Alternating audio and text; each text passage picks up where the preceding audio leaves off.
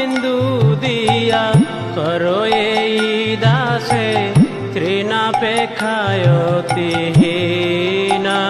গুরুদেব কৃপা বিন্দু দিয়া করো এই দাসে তৃণাপেক্ষায়তিহীনা। সকল সহনে বল দিয়া করো, সকল সহনে বল দিয়া করো নিজ মনে স্পৃহাহীনা। গুরুদেব কৃপা বিন্দু দিয়া করো এই